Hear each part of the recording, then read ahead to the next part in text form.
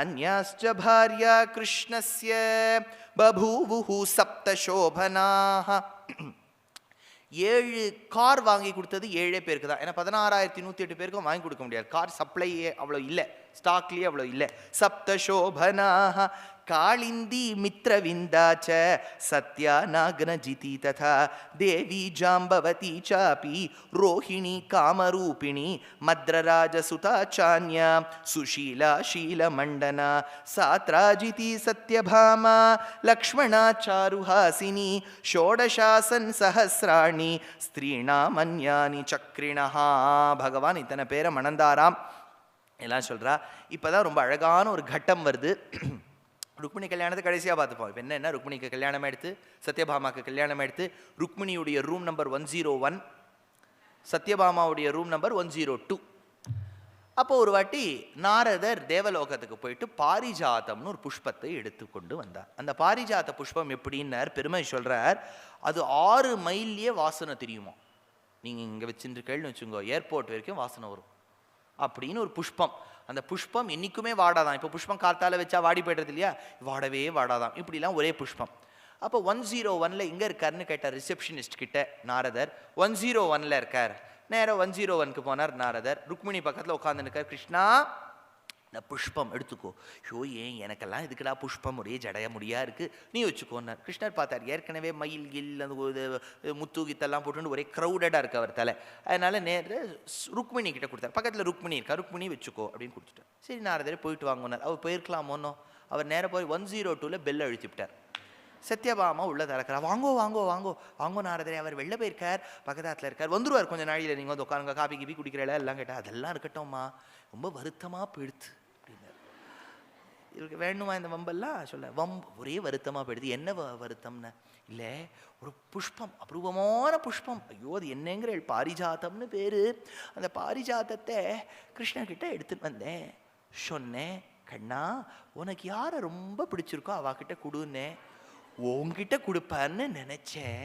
போய் ரோஹிணி கிட்ட ருக்மிணி கிட்ட கொடுத்துட்டாமா சத்யபாமான்னு சொன்ன உடனே எள்ளும் கொள்ளும் விரிச்சுது. அவளுக்கு புஷ்பம் எனக்கு இல்லையா, அவளுக்கு புஷ்பம் தானே, எனக்கு மரமே வேணும்னு விட்டாய்வோ. அடுத்தா அந்த சமயமா பார்த்து ஒரு பெட்டிஷன், கிருஷ்ணர் வந்து பெட்டிஷன் பாக்ஸை திறந்தா இந்திரன் போட்டு வச்சிருக்கோம். என்ன எடுத்துனா, இந்திரனுடைய திருத்தாயார் அதிதி தேவின்னு பேர். அதிதி தேவி காதில் வைரத்தோடு போட்டுருப்போம். தாய்மார்கள்லாம் இருக்கா இல்லையா, எண்ணெய் தேய்ச்சி குளிக்கும் போது என்ன பண்ணுவேள், வைரத்தோடு கழட்டிடுவேள். அவள் கழட்டி வச்சிருக்கா. கழட்டி வச்சுட்டு குளிச்சுட்டு வரத்துக்குள்ளே வைரத்தோடு மிஸ்ஸிங். ஸோ இந்திரலோகத்திலே பர்க்லரிலாம் நடக்குது இல்லையா, அங்கேயே ஒரு கேஸ். அதனால் ஆயிடுத்து. வருணனுக்கு ஒரு கொடை, இப்போ கொடை மிஸ்ஸிங். இப்போ எல்லாம் ஒரு வீட்டில் ஒன்று மிஸ்ஸிங்காக போயிட்டு இருக்கு. என்னையா அது லா அண்ட் ஆர்டர் ப்ராப்ளம் வந்துருமே போல இருக்குது. அம்மா என்னென்னா தோடு இல்லாமல் பிள்ளையை தொட எடுத்தாடாங்கிறா.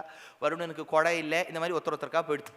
இதெல்லாம் யார் திருடிண்டா அப்படின்னு ஒரு பெரிய சிசிடிவி கேமரா ஃபுட்டேஜ் எல்லாம் வச்சு பார்த்தா, யார் திருடினா அப்படின்னு பார்த்தா நரகாசுரன் ஒருத்தன் திருடியிருக்கான். சரி, நரகாசுரன் திருடியிருக்கானேங்கிறதுக்காக பகவான் இந்திரன் சொன்னா, எப்படியா மீட்டு கொடுத்துருவோம் எங்கள் அம்மா. இப்போ மோட்சம் கொடுக்கணுன்னாலும் பகவான், அதித்தியுடைய தொலைஞ்ச வைரத்தோட மீட்டு கொடுக்கணும்னாலும் பகவான். எல்லாம் அவர் ஆனில் சூப்பர் மார்க்கெட் மாதிரி அவர். அதனால நேரம் என்ன பண்ணார், மீட்டு கொடுக்குறேன்னார். அன்றைக்குன்னு பார்த்து டிரைவர் மெசேஜ் பண்ணிவிட்டார், sir I am on casual leave, I will not be able to come. அதனால் யாரை கூட்டுன்னு போகிறது இப்போ, யாருன்னா அந்த காலத்தில் 3 உமன் டிரைவர்ஸ். அந்த காலத்திலே உமன் டிரைவர்ஸ்லாம் சூப்பர் உமன் டிரைவர்ஸ் இருந்திருக்கா. யாருன்னா தசரத பத்னி கைகேயி, அர்ஜுன பத்னி சுபத்ரா, கிருஷ்ண பத்னி சத்யபாமா. இவாள்லாம் அந்த காலத்தில் இன்டர்நேஷ்னல் டிரைவிங் லைசன்ஸ் வச்சுருக்கா. ஃப்ளைட்டு கூட ஓட்டுவா வாழலாம், ரொம்ப பெரிய நீங்கள் பைலட் வாழலாம். என்ன நினைக்கிறேன், நானும் ஒரு ஆற்றுக்கு போயிருந்தேன் யூஎஸில். போயிருக்கும்போது ஒரு ஆற்றுல ஒரு 4 மணிக்கு, ஏன்னா அங்கெல்லாம் சொல்லுவா, நீங்கள் ஆற்றுக்கு வந்து பொன்னடி சாத்தணும் அப்படின்பா. சரி, பொன்னடியோ வைரடியோ வெள்ளி அடியோ ஏதோ ஒன்று சாத்தலாம். எங்கே இருக்கேன்னு கேட்டால் ரொம்ப பக்கத்தில் இருக்கோம்பா. சரி, வாழை சொல்லி ஏறி நம்பலாம்னு போனால் அது போகும் 120 மைல். ஐயோ இதுதான் நீங்கள் உங்கள் ஊரில், ஐயோ ஆமாம் பக்கத்தில், நான் ஆஃபீஸ்க்கே 300 மைல் போயிட்டு வரேன் அப்படின்பா. அதனால் எல்லாம் தூரம் தான். சரி, அவாத்தில் அந்த மாமி வந்து சொன்னால், நான் உங்களை உபன்யாசம் லொக்கேஷனுக்கு நம்ம போயிடலாம் அப்படின்னா. அவாத்தில் மாமி தான். அதனால் மாமி வந்து முன்னாடி உட்காந்துண்டா, மாமி பக்கத்தில் நான், மாமா அப்பாவும் பின்னாடி உட்காந்துட்டுருக்கார். அதனால் மாமி வந்து அந்த ஷெட் டோரை திறக்கிறா. திறந்து பார்த்தா ஆப்போசிட்டில் கதவு வால் இருக்கணும் இல்லையா, சுவர் இருக்கணும் இல்லையா, ஷெட்டை திறந்தா ஆப்போசிட்டும் ஓப்பன். இந்த பக்கம் ஷெட்டு டோரை திறந்தா இது ஓப்பன் ஆகிடுறது, அந்த பக்கமும் வால் இல்லை. நான் மாமாவை கேட்டேன், மாமா உங்கள் ஆற்றுல எதிர்பக்கம் வாலே இல்லையே மாமா, நீங்கள் எப்படி வச்சுருக்கீள்? இல்லை, என் பத்னிக்கு ரிவர்ஸ் எடுக்க தெரியாதுன்னார். அதனால் அப்பேற்பட்ட சாமர்த்தியத்தோடு இருக்கக்கூடிய சத்யபாமா தான் ஓட்டுறேன்னு சொல்லிவிட்டு கருடன் மீது அமர்ந்தாள். பகவான் பின்பு அமர்ந்தார். நரகாசுரன உடைய பட்டினத்துக்கு போறா. எதுக்கு சத்யபாமாவை கூட்டுன்னு போகணும்னா, ஒரு வியாக்கியாத்தா சொன்னார், சத்யபாமா பூமி தேவியின் அம்சம். பூமி தேவிக்கு ஒரு காலத்தில் வராக பகவானுக்கும் பிறந்தவன் தான் இந்த நரகன். அந்த பிள்ளையை வதம் செய்யும் போது தாயுடைய அனுமதியோடு செய்ய வேண்டும் என்பதற்காக சத்யபாமாவை அழைத்து சென்றார். அப்படியே நரகாப்பட்டினத்துக்கு போனார். நரகனுடைய யுத்தம் செய்தார். நரகன் இறந்து போயிட்டார். ஆயிடுதா? இவ்வளோதான், சுலபம். அந்த நாளை எப்படி கொண்டாடுறோம் அப்படின்னா, தீபங்கள் ஏற்றி கொண்டாடுறோம். ஏன்னா அந்த காலத்தில் எலக்ட்ரிசிட்டியிலே இப்போலாம் நம்ம ஒரு சீரீஸ் ஆஃப் லைட் இப்படி சுவிட்ச் ஆன் பண்ணால் பளபளபளாங்கிறது. அந்த காலத்தில் விளக்கு ஏற்றி வைக்கணும். அதனால் ஒரு ரோலில் ஏற்றி வைப்பா. விளக்கையே நீங்கள் ஒரு ரோலை ஏற்றி வச்சோன்னா ஆவளின்னு பேர் சம்ஸ்கிருதத்தில். ஆவளின்னா ஒரு ரோ, தீபம்னா விளக்கு. தீபஸ்ய ஆவளி இதி தீபாவளி. தீபாவளினா தீபத்தை ஒரு ரோலை ஏற்றி வச்சா தீபாவளி. நரக்கன்னு அவனுக்கு எதனால பேரு? நரகம்னா என்ன? நரகம்னா என்ன? நரகம். நரகம்னா என்ன? ஹெல் இல்லையா? நரகம்னா நரகப்பட்டினம். அதுதானே அர்த்தம் வச்சுட்டு இருக்கோம். அது இல்லை. இவனுக்கு ஏன் நரக்கம்னு பேருன்னு சொல்ற? நரகாசுரன் என்ன புரிஞ்சுக்குங்கோ. நிருணாதி பிராபயதி இதி நரக அப்படின்னு சம்ஸ்கிருதத்தில். எவன் ஒருவன் உயர்ந்த பொருளை கிட்டக்க கொண்டு சேர்த்துடுறானோ அவனுக்கு நரக்கன்னு பேர். பொதுவாக இப்போ நம்ம வாட்டர்லாம் ஸ்டோர் பண்ணுறோம் இல்லையா, அதில் ஜலத்தெல்லாம் குடத்தில் பாட்டிலெல்லாம் ஸ்டோர் பண்ணுறோம். ஆனால் தர்மசாஸ்திரம் என்ன சொல்கிறது, எந்த தண்ணியாக இருக்கணும், சிறுவாணி, காவேரி, கிருஷ்ணா, கோதாவரி, வீட்டு போர்வெல், சம்பு, எந்த தண்ணியாக வேணாலும் இருக்கட்டும், அதை நீங்கள் 24 ஹவர்ஸ்க்கு மேலே ஒரு கண்டெய்னரில் ஸ்டோர் பண்ணி வைக்கக்கூடாது அப்படின்னு சாஸ்திரம் சொல்கிறது. அப்படிலாம் நம்ம அப்படிலாம் இருக்க முடியாது. இருக்கிறத சொல்கிறேன். ஏன்னா அதனுடைய தண்ணீருக்குள்ளே இருக்கக்கூடிய நியூட்ரியன்ட்ஸ்லாம் போயிடுமா 24 மணி நேரத்துக்கு மேலே ஸ்டோர் பண்ணால் அப்படிங்கிறது. ஆனால் அதே சாஸ்திரம் சொல்கிறது, ஒரே ஒரு தண்ணியை மட்டும் எவ்வளவு வருஷம் வேணாலும் ஸ்டோர் பண்ணலாம். அதுதான் கங்கா. நான் தான் அந்த காலத்தில் பெரியவாள்லாம் வடக்குக்கு போயிட்டா கங்கா சொம்பு வாங்கி வந்தியான்னு கேட்பான். கங்கா ஜலம் ஆற்றுல இருக்கும். யாராவது போகும்போது ஓட்டை போட்டு கங்கா சேர்க்கறது வழக்கம். கங்கா எவ்வளவு நாள் வேணாலும் இருக்கலாம், எக்ஸெப்ஷன் டு த ரூல். வருஷத்தில் நம்ம தினம் குளிக்கும்போது வாளியில் நம்ம திறந்தா நமக்கு சிறுவாணி, போர்வெல், வெல் இதெல்லாம் தான் வரும். ஆனால் தீபாவளி அன்னைக்கு மட்டும் இந்த நரக்கனுடைய அனுகிரகத்தால் எங்கோ இருக்கக்கூடிய கங்கையை நம்ம வீட்டு வாளிக்கு வர வச்சுடுறான். எங்கோ இருக்கக்கூடிய கங்கையை நம் அருகே வைப்பதால் நரக்கன் அவனுக்கு பேர். அதனால்தான் அன்னைக்கு கங்கா ஸ்நானமாச்சான்னு கேட்பா. தினம் கேட்டுட்டு இருக்க மாட்டா. தீபாவளி அன்னைக்கு மட்டும் கங்கா ஸ்நானமாச்சான்னு கேட்பா. அது தேசிகன் எடுத்தார். திவி புவிச்ச சமித்தம் தீபரூபேண ரூடைஸ் திரிபுவனத் விபவானாம் அங்குரைரேக ரூபைஹி ஜனித நிகம சக்கியம் தானவீனாம் விலாபைர் நரகவத தினம் தன்னாத பூஜார்ஹமாசீத்.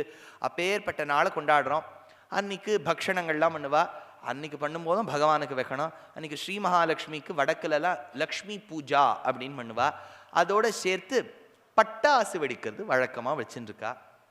இன்னும் கொஞ்ச நாள் இது ஒரு கலாச்சாரம்னு சொல்லுவா பாருங்க. பட்டாசு வெடிக்கிறதெல்லாம் நம்ம கலாச்சாரத்திலேயே இல்லை. பட்டாசு என்ன கிருஷ்ணர் காலத்திலேயா இருந்தது?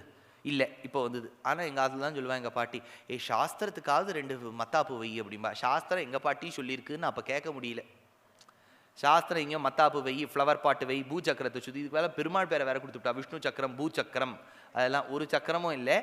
எதெல்லாம் இயற்கைக்கு நல்லதில்லையோ அதை நாம் செய்யக்கூடாது. இப்போ உடனே ஒருத்தர் சொல்லலாம், சார் அதை தயாரிக்கிறவா என்ன பண்ணுவா? அவளுக்கு வேற ஏதாவது வழி அரசாங்கம் தரும்.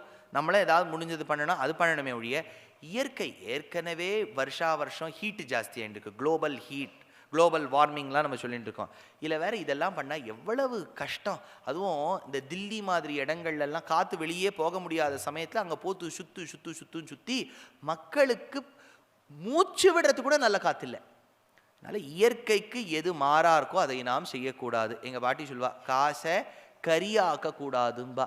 அதனால் தீபாவளியை கொண்டாடுவோம். தொலைக்காட்சி பெட்டியை பார்த்துட்டு பாடிண்டு ஆடிண்டு கோவிலுக்கு போயிட்டு பட்சணத்தை சாப்பிட்டு இப்படி கொண்டாடணுமே ஒழிய பட்டாசை வெடிச்சு தான் கொண்டாடணுங்கிறது இல்லை.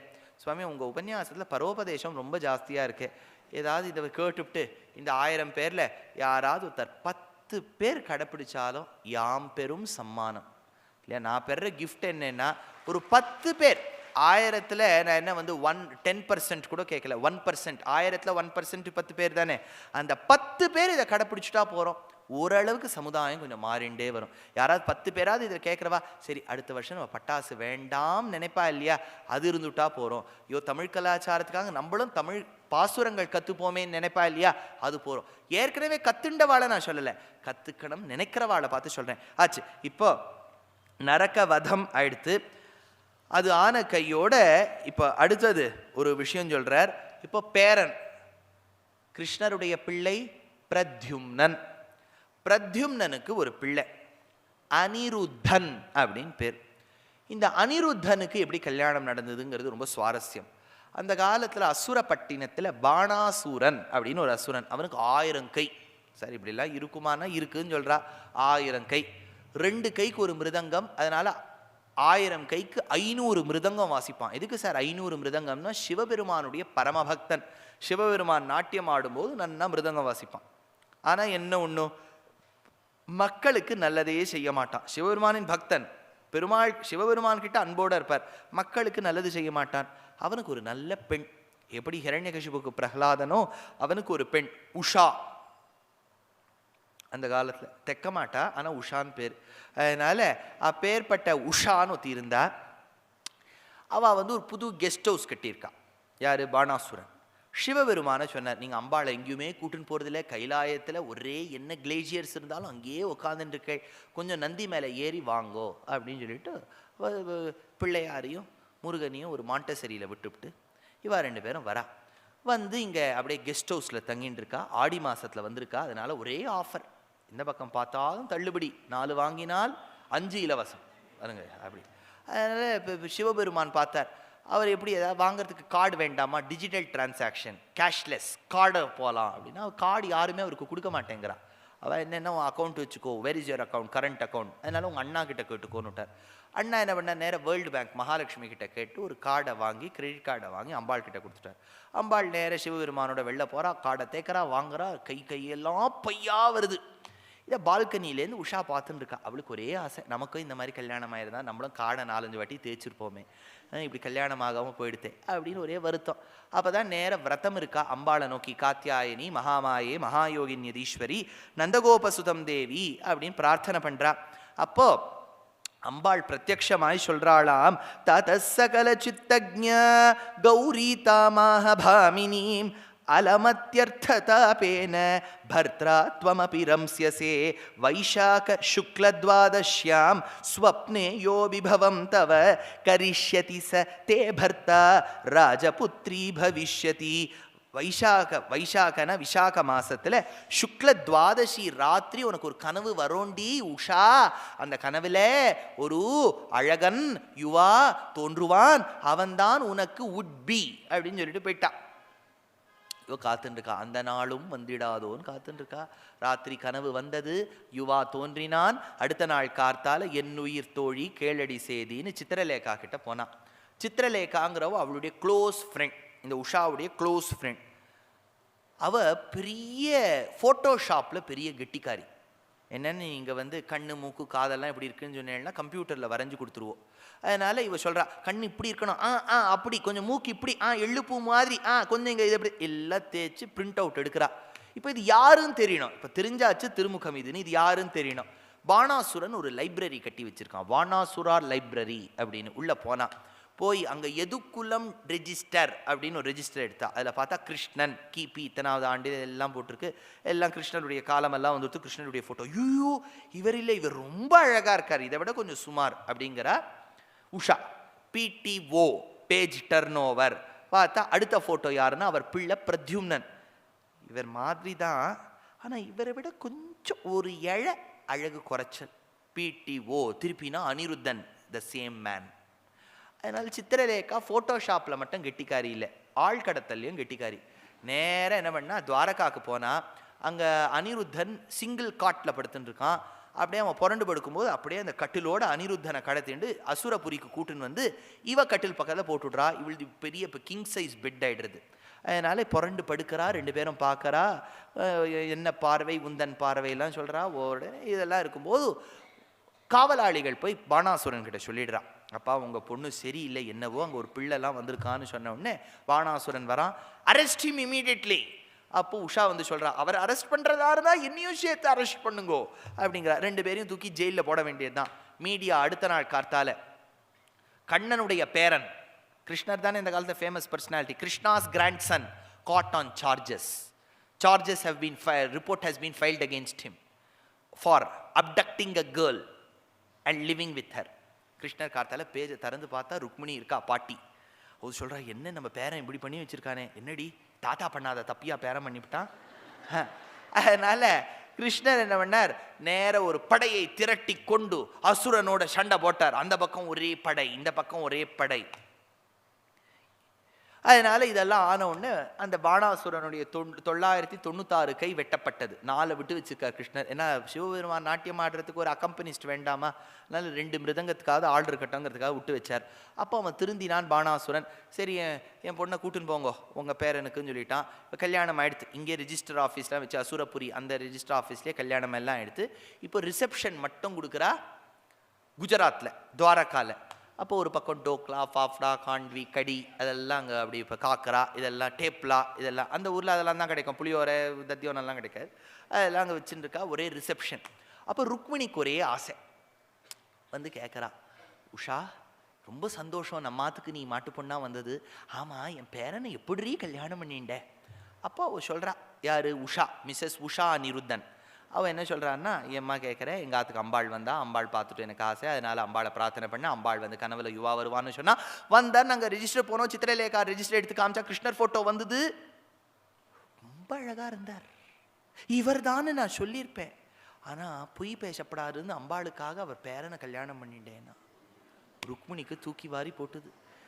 பேரனுக்கு பத்னியாக வந்தவோ ஒரு ஸ்லைட்டு ஸ்லிப்பாக இருந்தா தனக்கு சக களத்திரியா சக்களத்தியா வந்துருப்போ. எப்படின்னா இவளுக்கு இவ்வளவு கிருஷ்ணர் மேலே ஆசைன்னா கிருஷ்ணருக்கு அப்போதான் பார்த்தா மீசை இன்னும் விழுத்து போல. அதனால தான் சூரணத்தை எடுத்து மீசைக்கு வெள்ளை பெயிண்ட்டை பூசி பார்த்தசாரதியா திருவல்லிக்கேணியில் நிற்க வச்சுட்டா. இந்த பார்த்தசாரதிக்கு வெள்ளை கலர் பெயிண்ட்டை போட்டதெல்லாம் பாகவதத்தில் இல்லை. அது எங்கள் ஆச்சாரியன் புரியறதுக்காக சொல்லுவார். நீங்கள் மாட்டு உட்காந்து பாகவதத்தில் எங்கே ஒயிட் பெயிண்ட்டை தேடினாலும் பார்க்காதீங்க. அதாவது பார்த்தசாரதிக்கு எதுக்கு வெள்ளை மீசைன்னு வருது இல்லையா, பெருமாள் தான் யுவாவே, அவன் எப்போவுமே என்றும் 16. அவருக்கு எப்படி மீசை வெளுக்கலாம்னு கேட்டால் அவருக்கு எப்போவுமே கருப்பு தான். ருக்மிணி தான் பொழைச்சி போகணுங்கிறதுக்காக வெள்ளை பெயிண்ட் அடிச்சா. அடுத்தா இதுதான் பேரனுக்கு நடந்த கல்யாணம். இப்போ பேரனுக்கு நடக்கும்போது தாத்தாக்கு நடக்கிறது, பிள்ளைக்கு நடக்கும்போது அப்பாவுக்கு நடக்கிறது. எல்லாம் ஆச்சரியம் கிருஷ்ணாவதாரத்தில் தான் ஆச்சு. இதெல்லாம் ஆன கையோடு இப்போ நம்ம பார்க்கவிருப்பது இன்னும் 2-3 சரித்திரங்கள் குட்டி குட்டியாக இருக்குது. அதெல்லாம் விட்டுட்டேன். ஏன்னா பாகவதத்தில் 18,000 ஸ்லோகத்தை நீங்கள் இன்னும் 7 நாளில் சொல்ல சொன்னேன்னா இது பிரம்ம சோதனை, முடியவே முடியாது. சுகபிரம்மே மறுபடியும் வந்தாலும் கொஞ்சம் கஷ்டப்படுவார்.